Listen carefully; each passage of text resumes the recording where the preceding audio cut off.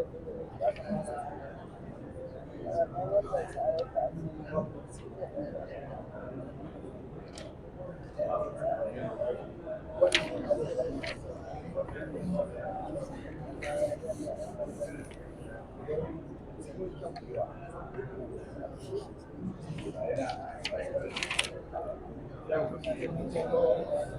الله الرحمن الرحيم.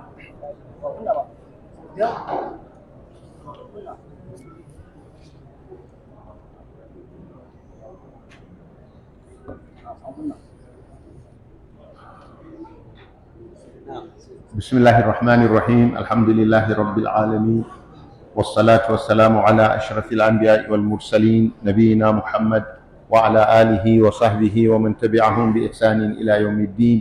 أما بعد،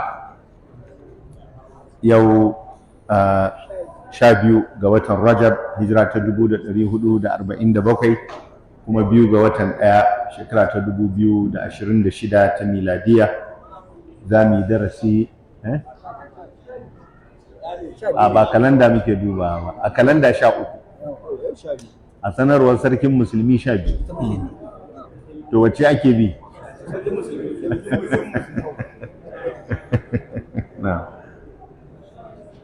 Yau 12. Na'am. Saboda ran watan Jumadal Akhir cikai, ai mun sanar lokacin da aka zo karatu cewa ba an yi duban wata ba a gani ba ran 29. Na'am, za mu tashi darasi na 301 cikin karatunmu na Al-Muwatta ta Al-Imam Malik ibn Anas rahmatullahi alaihi Abi Abdullah. Muna danje cikin kitabul buyo, yau za mu tashi bai'ul khiyar. Na'am. Alhamdulillah rabbil alamin, bismillah wassalatu wassalamu ala rasulillah. Qala al-mu'allif rahimahullah, babu bai'il khiyar. Na'am, yace babu bai'il khiyar, babun cinikin da ake bayar da zabi, ko a zartar da shi ko a warware shi. Shine bai'ul khiyar, ciniki da ba a yanke shi ba, amma yanke shi, rashin yankewar akan cewar wato an bayar da zaɓi ga dukkan masu cinikin ko kuma ga ɗaya daga cikinsu kan azartar da cinikin ko a warware. Shine bai'ul khiyar,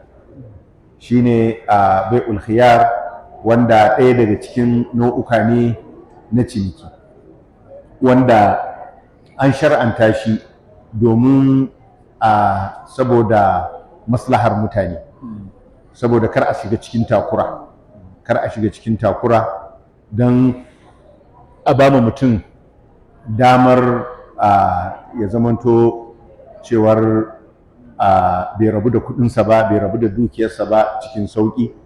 Yana da damar ya rike dukiyarsa, kuma an yi haka ne saboda a samu mafita daga umarnin Allah maɗaukakin sarki na in an kulla mu'amala wato a cika ta, aufu bil uqud. To wani lokaci mutum zai zamanto cewar akwai cutuwa a gare shi, ko akwai wata maslaha za ta kubce masa idan aka zartar da cinikin. To da ba a sa masa dama ba na yadda za a warware cinikin, sai ya zamanto akwai takura. To kuma Allah ya kawo mana shari'a ne don ta ɗauke mana matsi da takura. Wannan wanda nan Malik ya kawo shi zaɓi iri-iri ne a cikin ciniki. Akwai wannan wanda Malik ya kawo, wanda shi zamu magana a kansa, shine ake ce masa khiyarul majlis, zaɓi da yake tabbata ga masu mu'amalar ciniki yayin da suke cikin majalisin da aka kulla cinikin. Waɗansu kuma suna ce masa khiyarul shar, wato zaɓi da aka sanya masa sharaɗi, sai dai shi khiyarul shar ya sha bamban da khiyarul majlis. Khiyarul shar'i sai an yi furuci da shi, shi ko khiyarul majlis kamar yadda zamu gani baya buƙatar furuci. Akwai khiyarul aib, zaɓi na idan aibi ya bayyana ga abin da ka saya, to kana da haƙƙin ka dawo da shi a warware ciniki. Khiyarul aibi kenan.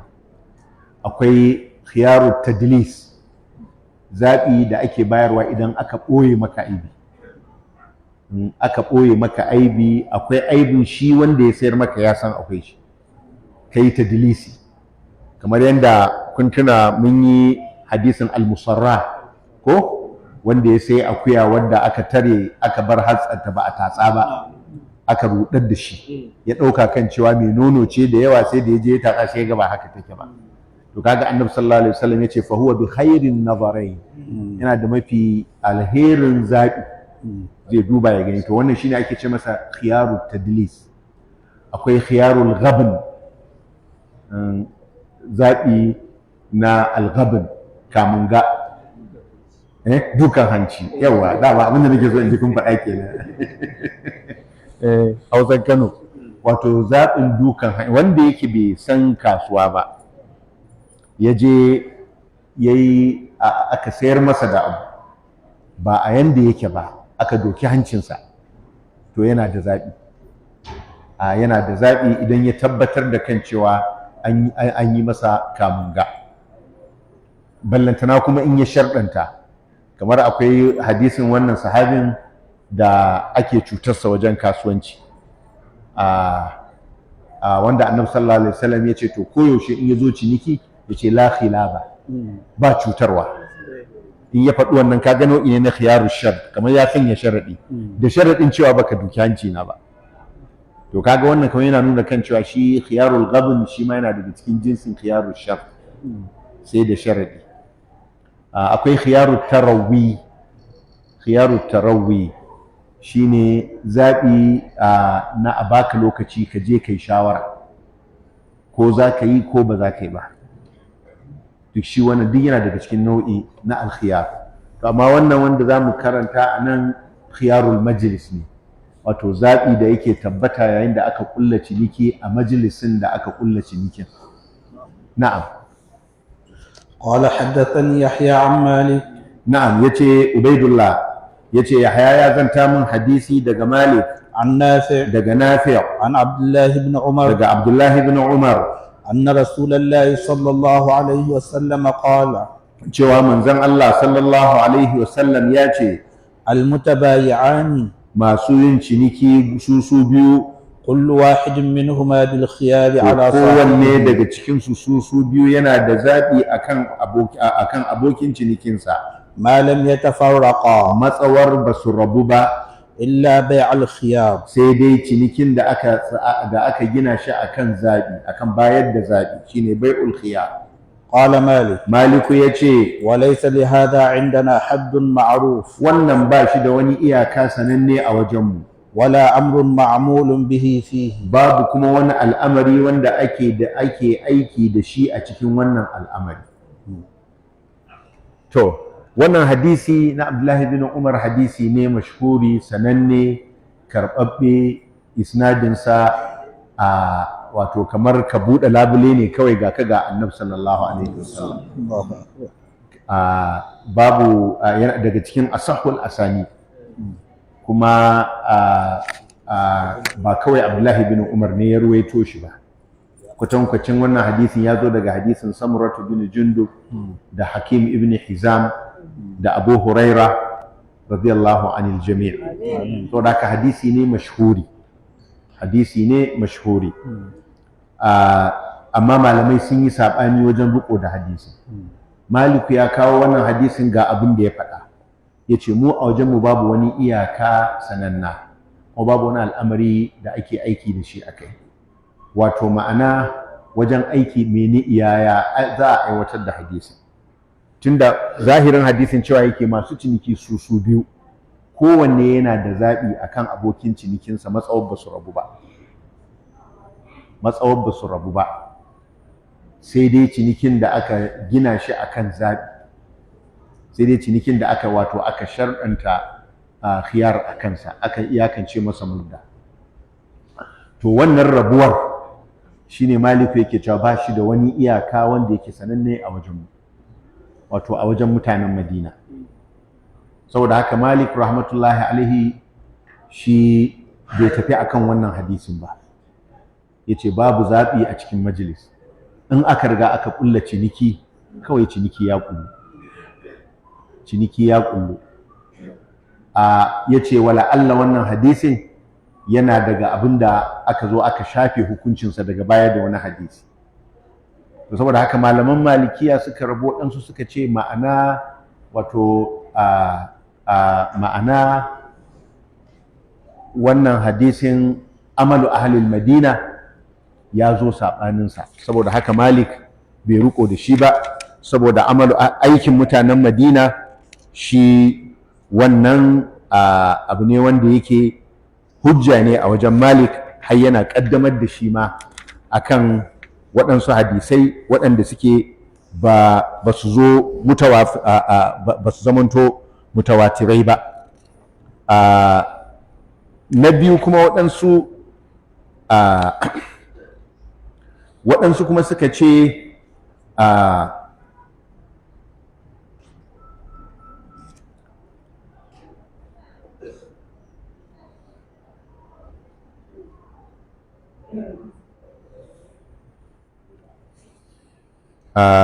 magana biyu ce ta malaman Madina, Ibn Abdulbar ya kawo su.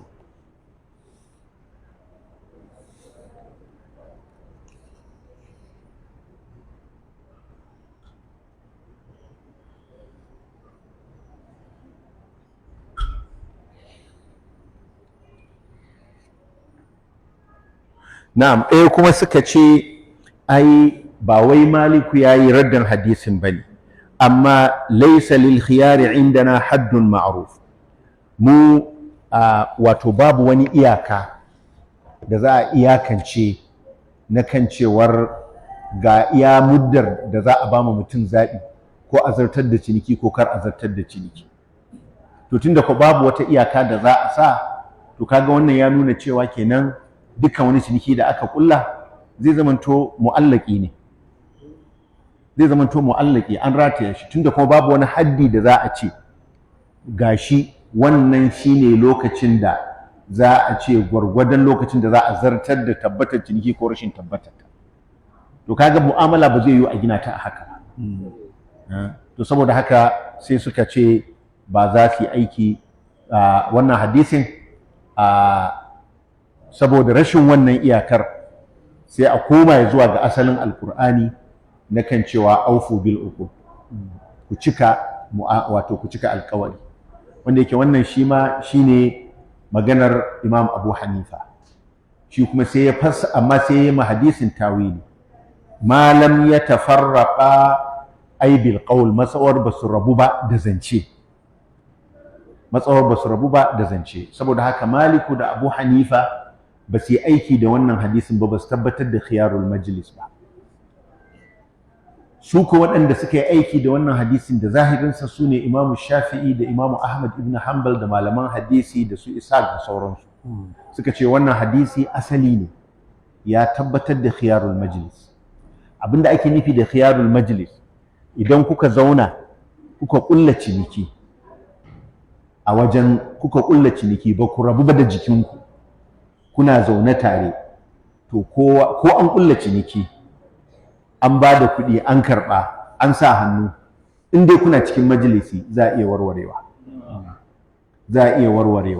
Matsawar ba ku rabu da jikinku ba. Amma in kun rabu da juna, to ciniki ya ƙullu. Sai dai in kun sharɗanta alkhiyar, in kun ce to da sharaɗi zan je ne shawara ta lokaci kaza, to shine wannan zai zamanto ko kun rabu cinikin ba zai zamanto ya tabbata ba, tunda an bayar da zaɓi. An fahimta? Wannan shine mazhabar Shafi'i, suka tafi akan zahirin hadisin, suka tabbatar da khiyarul majlis. Kuma shi Abdullahi bin Umar radiyallahu anhu ya kasance haka yake. Idan yayi ciniki da mutum, to sai ya fita sai da baya sai ya bar wajen, ya tattaka ya bar wajen don ciniki ya kullu, kar a ce za a warware. Ya taɓa cinikin wata ƙasa a can Wadil Qura, ya sayar da Sayyidina Usman, shi kuma Sayyidina Usman ya sayar masa da tasa a kusa da Madina. Shi Abdullahi bin Umar ya samu riba a cikin cinikin, saboda wannan ƙasar da ya sayar mu da sayyidina Usman tana nesa a can Wadil Qura, shi kuma ya sayo da take kusa da Madina, saboda haka shi ne ya ci riba. To don gudun kada sayyidina Usman ya canza shawara a warware ciniki, sai ya tattaka ya fita daga ɗakin don ciniki ya kullu. To saboda haka kaga an samu shi wanda ya ruwaito hadisin shine kowa fahimta sai ya aiki da shi. Haka zalika an ruwaito daga Abu Barzat al-Aslami cewa wani daga cikin wani mutum ya sayar da dokinsa a maimakon bawa na wani wanda yake cikin rundunar mayaka, a cikin mu'askar ne, a cikin camp ne na sojoji. Sai ya sayar da dokinsa, aka biya shi bawa a maimakon dokin. Kashe gari da ya zo yana ɗaura sirdi a kan dokin da ya saya, sai ya ga shi dai abin bai masa ba, yana ke so ya warware cinikin. Sai ya ce a dawo masa da bawansa, a dawo masa da doki. Sai ya ce ya ga ana ɗaura ma dokin sirdi, sai ya yi nadama, sai ya ce a dawo masa da dokinsa ya zo ya karɓi bawansa. Sai ce ai mun riga mun kulla ciniki, tunda har kwana aka yi sai kashe gari, ya ce mun riga mun kulla ciniki. Sai ce ai shi dai sai a kawo wanda zai, sai ce to a kawo wanda zai hukunci a tsakani. Mun dama haka musulunci ya gada, ba sai lai an kai wajen alkali ba. Akwai ADR, yin sulhu ba. In kuma za a yi sulhu dama sai ku zaɓi wani wanda yake kuka yadda da shi. Sai ce to ga Abu Barzat al-Aslami, sahabin Annabi sallallahu alaihi wasallam. Sai aka je wajensa, sai ya ce ai rundunar da muke ciki ta sojoji majalisi ɗaya ne, tunda ba a rabu ba a tarwatse ba, kowa ya kama gabansa, ana cikin majalisi, saboda haka yana da ikon ya warware ciniki. Saboda haka kaga shi ma ya tabbatar da khiyarul majlis ko bai tabbatar da shi? Ya tabbatar da shi. To aka ce sahabbai guda biyu ba a samu wani ya saba musu ba, ba a ruwaito wani ya saba musu ba. To don haka sai suka tafi akan zahirin wannan hadisi. Kuma cewar Abdullahi bin Umar yana daga cikin wanda suka yi aiki da wannan hadisin, kaga ba zai yiwu a ce ijma'in ahlul Madina ya saba masa ba. Inda ta ya za a yi ijma'i na ahlul Madina ga Abdullahi bin Umar ya saba? Ko ba shi kadai bane, a cikin tabi'ai akwai Sa'id ibn al-Musayyib, akwai Ibn Shihab az-Zuhri, duk sun tafi da zahirin wannan hadisin. Amma waɗanda suka bayyana kiri-kiri akan cewar wannan hadisin ba za a yi aiki da zahirinsa ba, su ne malamin Imam Malik, Rabi'ata bin Abi Abdurrahman, da Abu Zinad Abdullahi bin Zakwan, sai kuma shi Malik. Amma sauran ahlul Madina, Ibn Abdul Bar yace baka da tabbas cewa me kaulin su.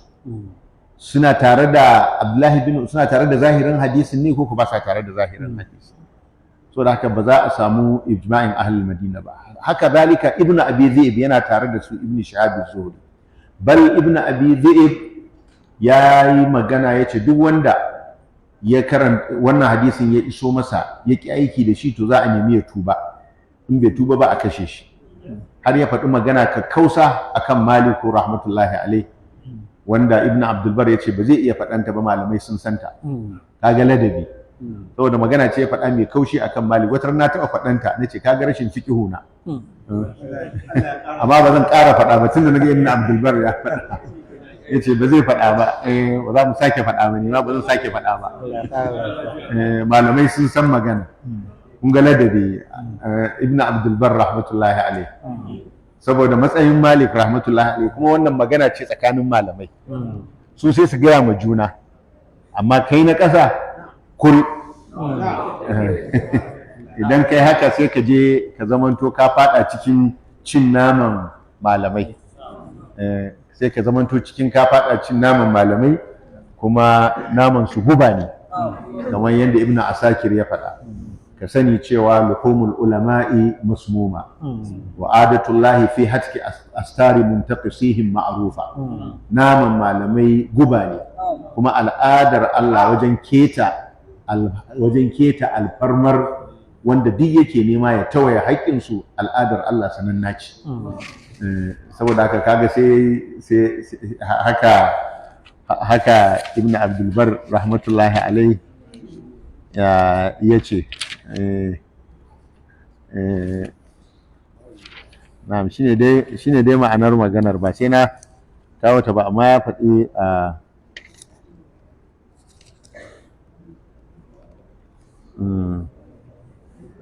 to almuhim wannan mas'ala ce wadda take da ɗaɗɗa sanannen saɓani a cikinta tsakanin mazhabar malaman hadisi da kuma mazhabar Malik, tare da cewa a cikin mazhabar Malik ma akwai wanda ba sa tare da Imam Malik, kamar Ibn Habib, Abdulmalik Ibn Habib shi ma ya tafi tare da Shafi'iyya da Hanabila.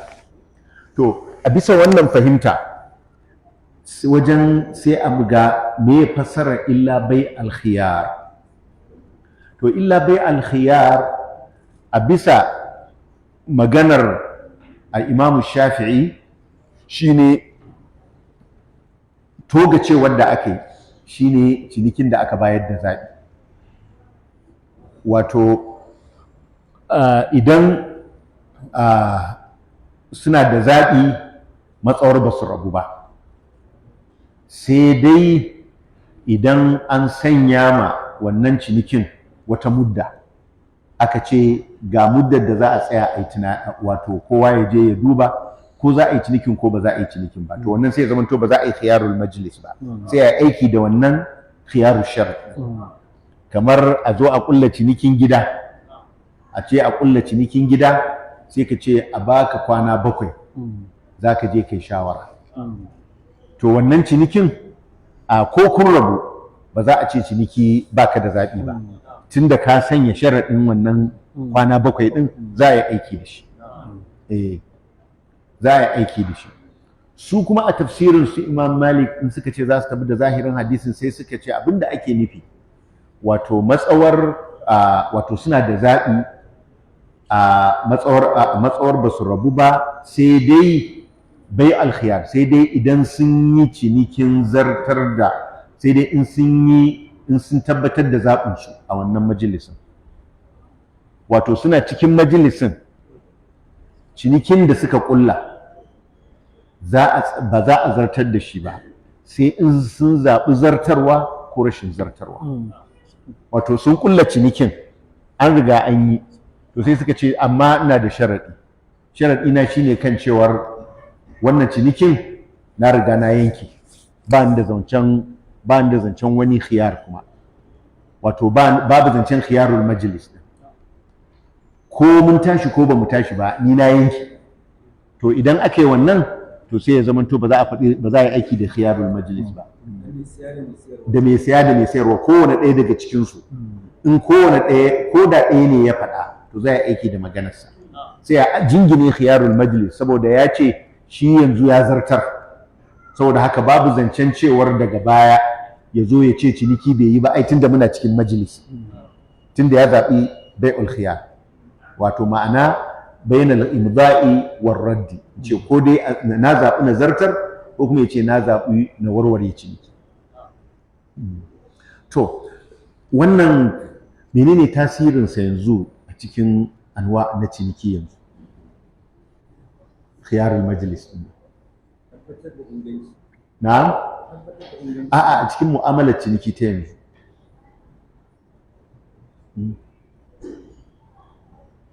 A cikin yadda ake mu'amala ta ciniki, wato ma'ana ko kun kulla ciniki, an riga an sa ta hannu, an kawo takarda an sa hannu, kowa ya ɗauka, an riga ka tura masa kuɗi, shi kuma ya baka kaya, inda kuna cikin majalisi kowane ɗaya zai iya warwarewa, ya ce ya fasa, a ɗauko takardar ya yaga ya ce shi kenan.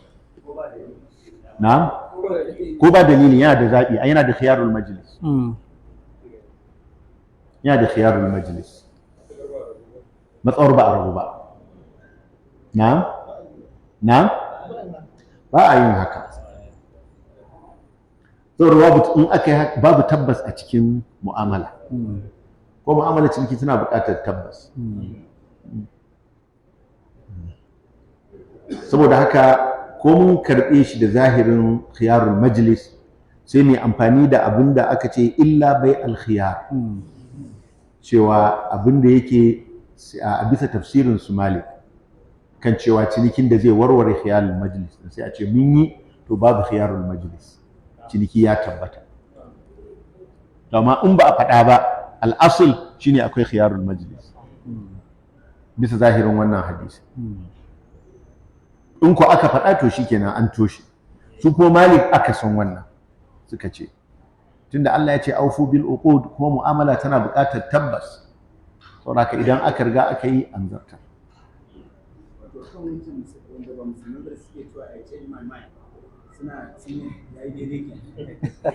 Suna cewa I change my mind.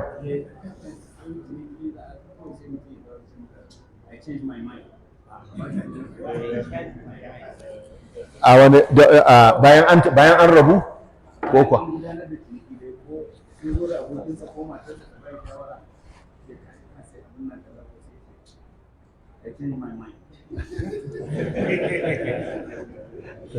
In a cikin majalisi ne kaga akwai khiyarul majlis, I change my mind zai amfani shi.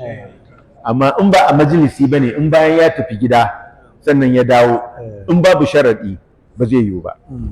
Sai dai a zo a yi iqala, sai dai a zo a nemi a soke ciniki a warware. To kuma ɗaya daga cikin abin da yake karfafa wannan hadisin na khiyarul majlis shine hadisin Abdullahi bin Amr bin al-As a cikin sunan Abi Dawud, ne shi ma albayyani bil khiyar ma lam yaftariqa. Yace Annabi sallallahu alaihi wasallam yace kuma baya halatta ɗayan ku wato ya fita daga inda aka kulla ciniki khashyata an yastaqilahu, saboda yana jin tsoron kar a ce za a warware cinikin, dan yayi sauri a tabbatar ciniki yayi sai ya bar wajen. Annabi sallallahu alaihi wasallam yace kada yayi. Wato ma'ana shari'a ta ba da dama in aka kulla ciniki kafin a rabu, to a tsaya duk tunanin da zaka yi da dukkan maganganun da zaka yi dukkan. Amma idan aka riga aka bar majalisi shikenan. Amma a cikin majalisi din kana da damar ka warware. Saboda haka I change my mind zai iya yiwuwa idan a nan wajen yake, zai iya kiran matarsa ya ce to kin ji, in ta ce kar ka sayar sai ya ce I change my mind, to wannan za ta amfani shi. Amma in sai da ya koma gida sannan matarsa ta tuno ƙeyarsa ta ce dan me za ka je ka yi wannan shi kuma yana jin linzami, ya zo ya ce sai a warware ciniki, I change my mind ba za ta amfani shi ba. La a ƙaunin malikiya wa la a ƙaunin shafi'iyya.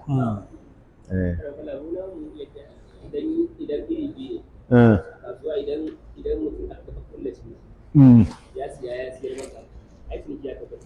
Sai magana ba da kuɗi. Idan ya riga ya ba da kuɗi ba magana ce. Idan mutum bai ba da kuɗi ba to wannan ne za a iya zai iya cewa na fasa ko ya biya. Amma in dai har kuɗi sun riga sun ji hannun mai siyarwa.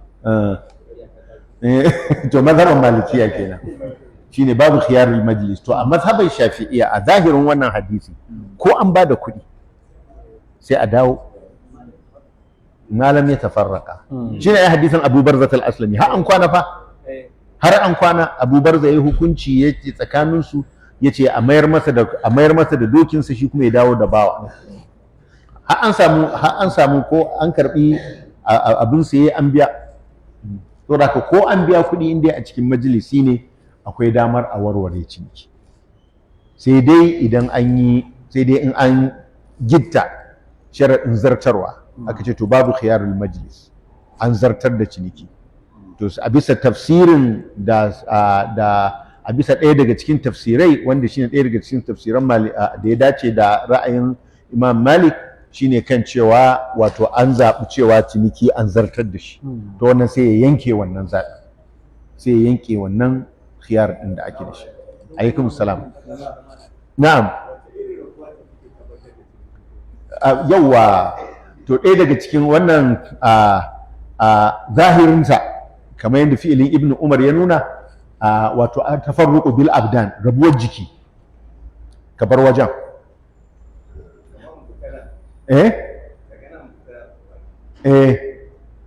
shine ai wannan zai koma zuwa ga wato jikinku ya rabu.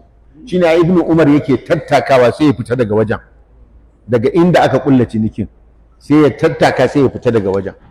Saboda in kamar a kanti ne, in ka fita daga kanti, kana fita daga kanti babu khiyarul majlis, ciniki ya kullu.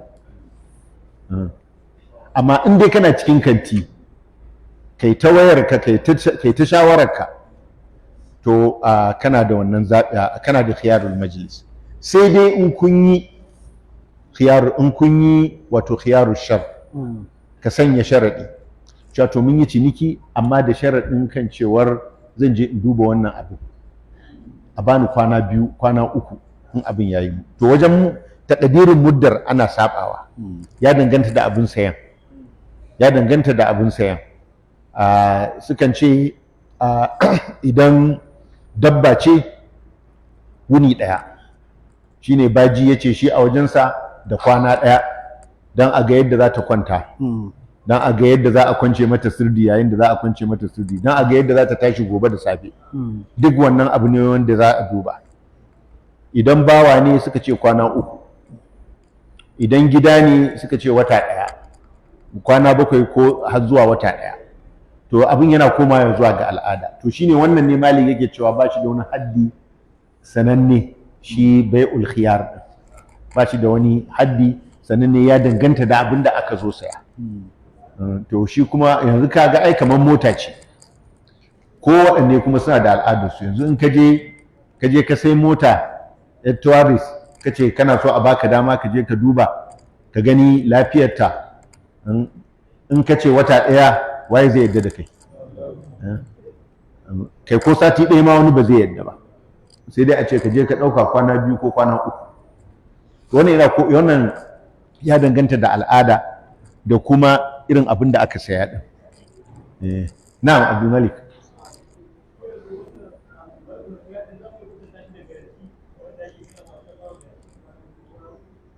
A'a, wannan garanti ai yana koma ya zuwa ga aibi. Wannan khiyarul aib ne. Khiyarul aib shine ka sai abu a ce kana da zaɓi ka je ka tabbatar, idan yana da aibi ka dawo da shi a baka kuɗinka ko kuma a canza maka. Wannan khiyarul aib ne. Shi wannan yana tabbata ko baka sharɗanta shi ba. Kana da khiyarul aib. Idan ka sai abu aibi ya bayyana, dole kana da zaɓi ka dawo ko a rora ciniki ko a baka arsh. Menene arsh? Sai a ƙaddara abin inda ba shi da aibi ga kuɗinsa, in yana da aibi ga kuɗinsa, to abin da ya zamanto shine bambanci, sai ka ce to sai a rage maka wannan nisbar a cikin kuɗin da kai ka biya, sai ka rike shi ya zamanto an maka rage. Kamar alal misali ka saya a 100,000, sai ka je ka ga aibi, da ka dawo da shi sai ya ce to shi dai gaskiya ba shi da wanda zai baka, sai dai ko ka dawo da shi ka karɓi kuɗinka, ko kuma ka karɓe shi haka amma zan maka ragi. To ragi nawa za ka yi? Sai a zo a ƙaddara a ce wannan abin inda ba shi da aibi nawa ya kamata a ce an sayar da shi, sai ya ce kamata ya ce an sayar da shi 110,000. Amma in yana da aibi irin wannan aibin, nawa ya kamata a ce an sayar da shi, sai a ce 100,000. Kaga kenan 10 cikin 11 shine ya ragu. To sai a cikin 100,000 da aka sayar maka sai a rage maka 10 cikin 11 sai a dawo maka da kuɗi.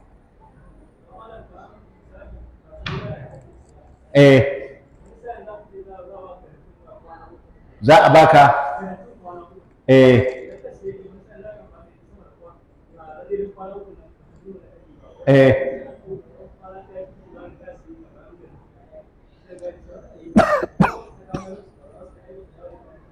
a to ai tunda kun yadda ba ka ce za waya sai waya, sai a baka a ce za ka je ka gwada ta kwana 3, sai ka je ka gwada ta lafiya, bayan kwana 3 shikenan kuma sai wani aibi ya bayyana. To ai kun yarjejeniya tsakaninku cewa kwana 3 ne, domin abin da zai biyo baya na bayan kwana 3 ta yi daga yadda kake amfani da wayan ne, ba aibi ne na asali ba. Shi ma ya barranta daga, wato kamar ya ce maka ne duk wani aibi da zai bayyana bayan kwana uku na barranta daga gare shi, kuma kace ka yarda. Shine ma'anar yardar ta ka ai, shine ma'anar karɓar kwana uku, ka yarda. Ya sa maka almuslimuna ala shuruti, ya sa maka sharadi ka yarda, wato ya tabbatar maka da cewa abin da yake na aibi daga nan zuwa kwana uku yana kaina, bayan kwana uku ba ruwana da shi, na barranta daga gare shi, kace ka yarda. To kaga dole sai ka cika sharadi. Na'am.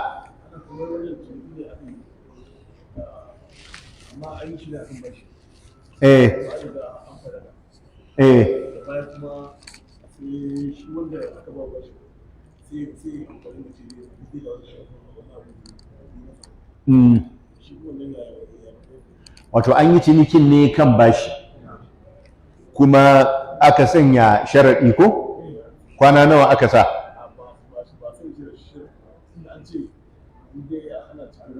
In dai ana cikin majalisin ciniki ya tabbata, amma an yi cinikin bisa bashi sai suka rabu ko? Suka rabu, ciniki ya riga ya kullu, saboda ka abinda ake bin su kudin abin da ya saya, ba shi da hurumin ya dawo da kaya, sai dai ya kawo kudi.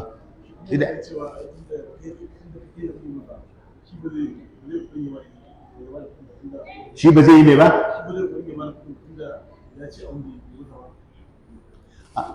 Ai an riga in ya ce abin bai masa ba, wannan ba zai amfani shi ba, tunda bai sa sharadi ba. An riga an kulla ciniki, ya wajaba ya cika abu, ya riga ya saya, ya zama to mallakarsa, abinda ake bin sa kudin wannan abu. Saboda haka idan bai yi masa ba, sai dai ya dawo ya ce a warware ciniki, da Allah a warware ciniki, ga abin ka zan dawo da shi, bana bukata, bai yi mun ba.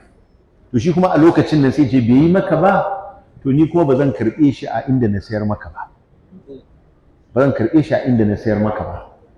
ni zan karɓe shi ƙasa da haka. Idan na sayar maka a miliyan 1, ina bin ka miliyan 1, ni ba zan sayar maka a haka ba, zan saya daga wajenka a 900 ne, a 900 zan saya daga wajenka. Saboda haka sai ya bashi 900 ya karɓi kayansa, sannan ya bi shi bashin miliyan 100,000. Saboda ai wato aka ita shari'a inda aka kulla ciniki, to ba za a ce kawai an fasa ba a cewa na fasa, ba a cewa I change my mind, inda ciniki ya riga ya tabbata. Sai dai a yi abin da ake ce mai iƙala. Ita iƙala shine zobewar ciniki, ita kuwa kulla wani ciniki ne daban. Zai iya idan aka yi iƙala da asalin kuɗin, to wannan ma'arufi ne, kyautatawa ne, dawo min da abina ga kuɗinka, wannan yayi ihsani ne. Amma baya lizimtarsa, zai iya cewa dawo min da, zai iya cewa naji ka dawo min da abina, zan sai abina daga wajenka, amma ba inda na sayar maka ba. Wannan haƙƙinsa ne, saboda wani sabon ciniki ne, wata sabuwar mu'amala ce ake kullawa. Na'am, liman.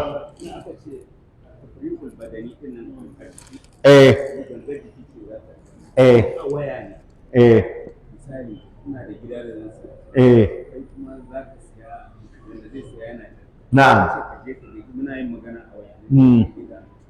Bayan an tabbatar da ciniki kuma sai na gabe kuma alhali Ahsan, yanzu da irin tsarin cinikayya da ake yi ta online, menene majalisul aqd? Menene majalisun?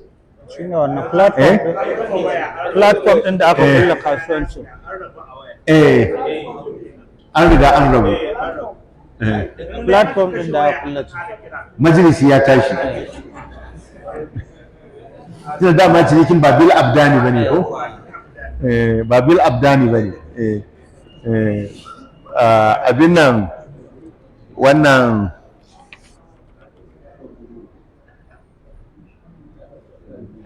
kuma a zamanance kasuwa duk inda za a kulla ciniki shine kasuwa. Kamar shine majalisin da aka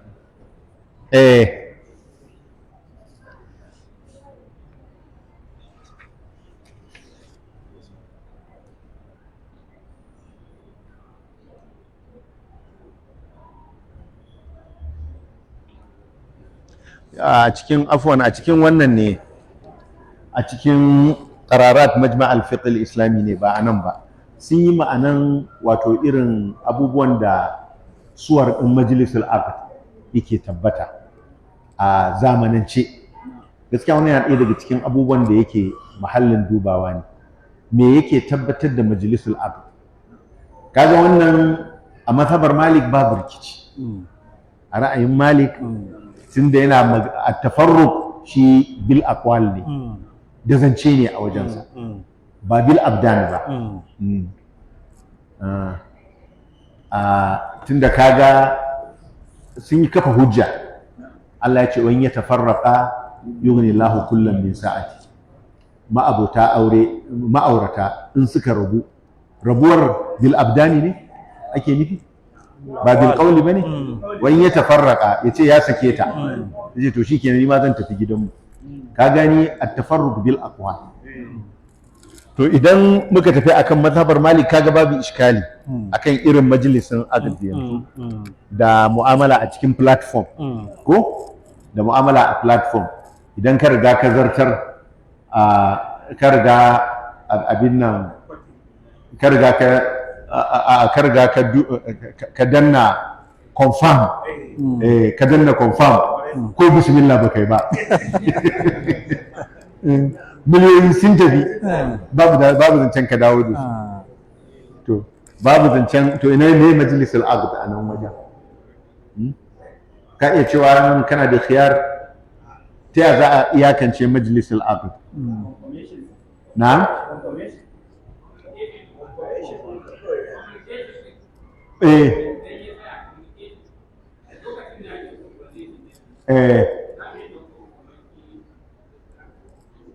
To wai yanzu idan muna zaune a nan ba communication muke baka ce na saya na sayar, ko ba haka ba? Amma duk da haka akwai khiyar in dai ba mu rabu ba. To in waya ne fa ya ce yawa ka ce na saya, shi kuma ya ce na sayar, shikenan sai kuka yanke communication. To kuka yanke communication din shikenan majlisul aqd ya tafi kenan. Kuna zaune a wajen, shi ma yana zaune a wajen a inda yake, tunda zai iya sake kiransa, ko ba haka ba? In ya sake kiransa suna majlisul aqd ko kuwa sun rabu dai daga wannan yankewar ittisal. Ma'am Bashir.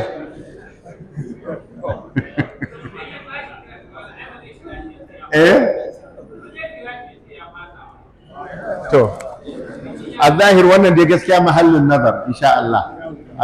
Sai a ƙara zurfaffen bincike a bisa mazhabar Imam Shafi, a bisa mazhabar da ya tafi akan zahirin hadisin Ibn Umar na khiyarul majlis. Na'am.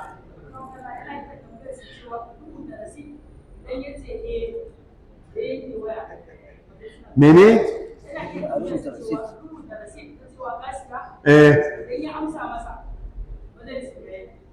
To wai idan ya ce ya saya ya sayar ba a rubuta receipt ba, ya nuna ciniki bai kullu ba? Rubuta receipt ai ba wani abu bane, shaida ce wannan.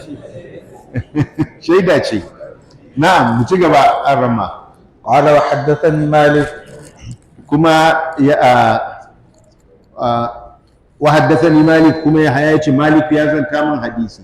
annahu balaghahu cewa riwaya ta riske shi, anna Abdullah ibn Mas'ud cewa Abdullahi bin Mas'ud kana yuhaddithu anna Rasulullah sallallahu alaihi wa sallam qala, ya kasance yana zantawa cewa manzon Allah sallallahu alaihi wasallam ya ce, ayyuma bay'aini tabaya'a, dukkan waɗansu masu ciniki biyu da suka yi ciniki tsakaninsu, fal qawlu ma qala al ba'i'u, to maganar karɓa ita ce maganar mai sayarwa, mai sayar da kaya, aw yatawaddan, ko kuma su warware ciniki.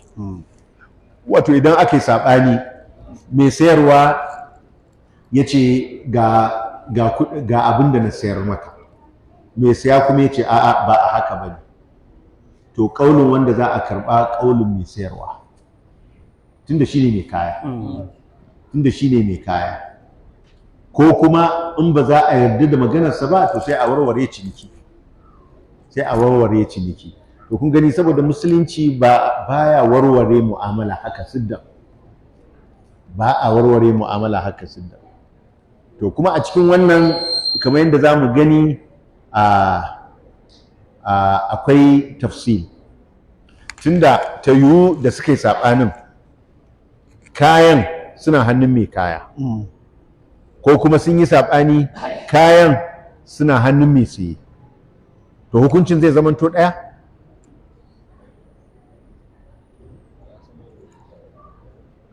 Hukuncin zai zamanto ɗaya?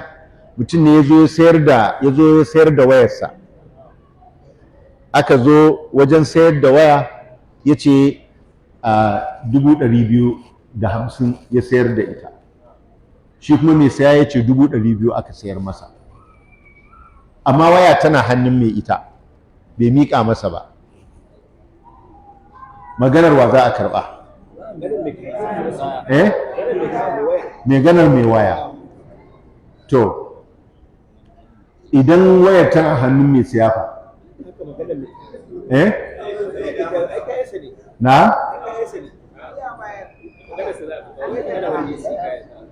maganar wanda ya sai kayan ya ake ba shi kaya, ya ba shi kaya, ya ba shi har ya yadda ya ba shi kaya, saboda haka kaga in ya ba shi kaya ya gaskata maganar sa kenan.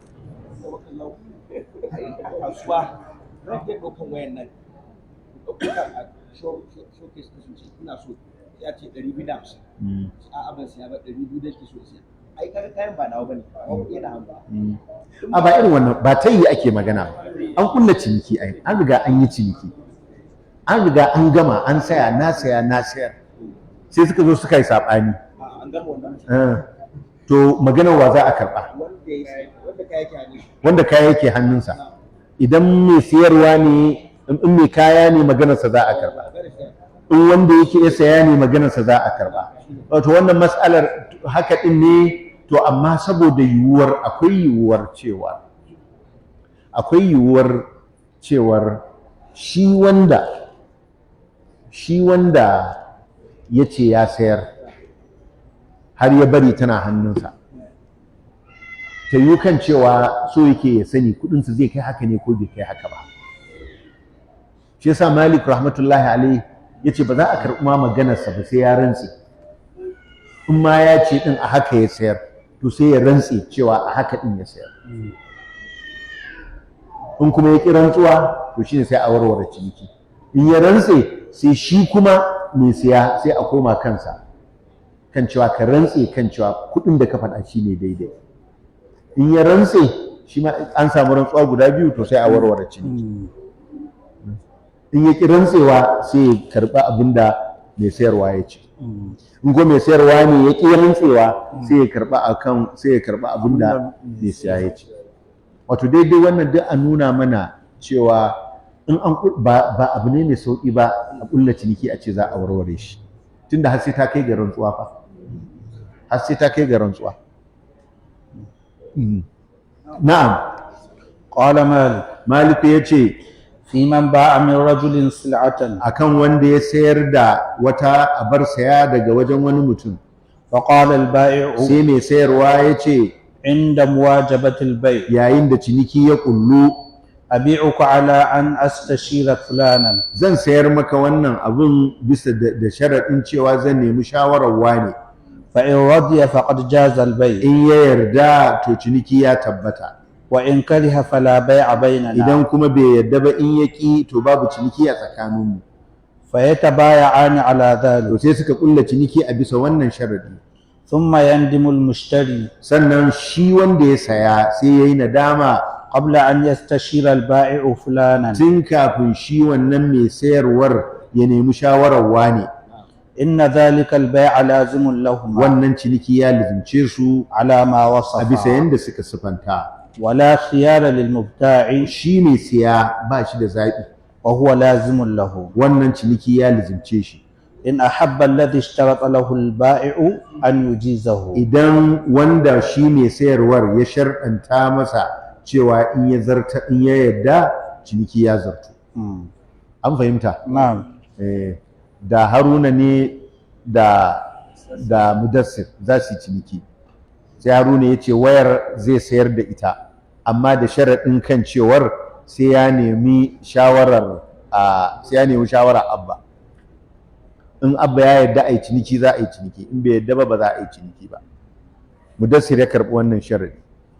To kafin Malam Haruna Aramma ya nemi shawara abba, sai shi Mudassir tunda ya ga an gitta wani sharaɗi kamar ciniki bai fada ba, sai ce yayi nadama kai ya ma fasan cinikin. Malik ya ce a ba shi da haƙƙi, sai ya tafi akan wannan sharaɗi da suke.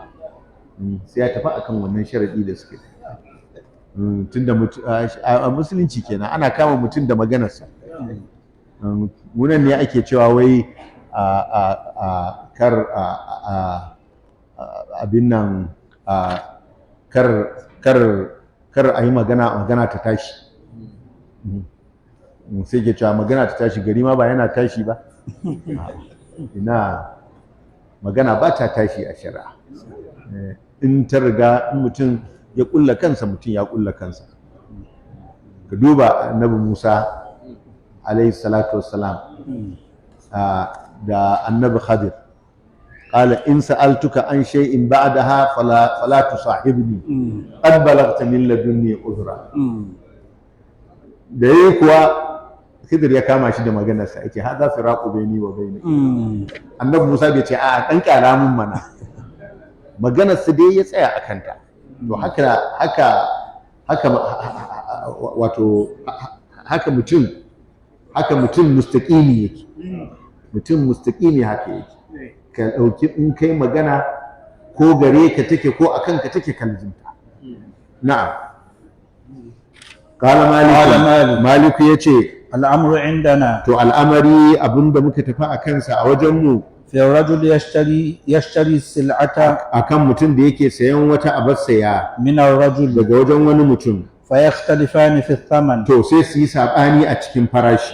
fa yaqulu al-ba'i'u, sai mai sayarwa ya ce bi'tukaha bi 10 dananir, ni da dinare 10 ne sayar maka ita. wa yaqulu al-mubta', Shi kuma mai saya ya ce ibta'tuha minka bi 5 dananir, na saya ne daga wajenka da dinare 5. innahu yuqalu lil ba'i', sai a ce mashi alba'i mai sayarwa, in shi'ta fa'atiha lil mushtari bima in qala, kana so ka ba mu wanda ya saya da abin da ya faɗa, dinare 5 kenan. wa in shi'ta fahlif billah, In kuma kana so to ka rantse da Allah, ma bi'ta sil'ataka illa bima qulta, ban sayar maka da abin da na sayar maka ba sai da abin da ka faɗa. fa in halafa, In ya rantse shi ne sayarwa kenan, qila lil mushtari, to sai a ce ma mai saya, imma an ta'khudha as-sil'ata bima qala to ko dai ka al-ba'i', ɗauki wannan abin saya da abin da ya faɗa da abin da mai sayarwar ya faɗa, wato dinare 10 kuma ya rantse a kai, wa imma an tahlifa billah, ko kuma ka rantse da Allah mashtaraitaha illa bima qulta, baka saye ta ba sai da abin da ka faɗa. fa in halafa To in ya rantse bari'a minha, to sai ya zamanto ya kubuta daga gare ta. wa dhalika anna kulla wahidin minhuma Domin wannan bayaninsa shine kowanne daga cikinsu mudda'in ala sahibihi, mai da'awa ne akan ma'abucinsa, ba wanda za a ce shine alƙaulu ƙaulu, kowanne mudda'i ne.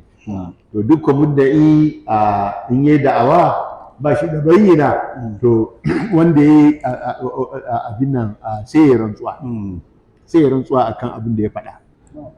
Shi ma kuma wancan in yi bai yarda ba shikenan sai ya rantsuwa. To in duk suka yi rantsuwa me zai faru? Sai a warware ciniki shikenan.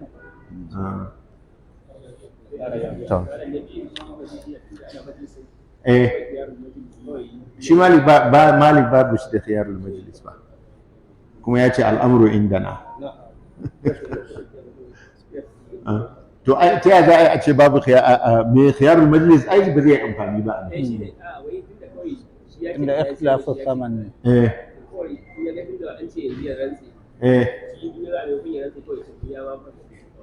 Ta yaya zai ce ya fasa ciniki ya ƙulu. Otun da yana da khiyarul majlis, sai ne ce Malik shi ba ruwansa da khiyarul, bai faɗi khiyarul majlis ba. Kuma ma sai a kaddara ma watakila ma ba a majalisin ba ne. An riga an kulla cinikin har sun rabu, amma suna saɓani akan kuɗin, akan farashi. Kaga zai yi ma babu khiyarul majlis. Tunda majalisin ya ƙare. Amin. سبحانك اللهم وبحمدك نشهد أن لا إله إلا أنت نستغفرك ونتوب إليك.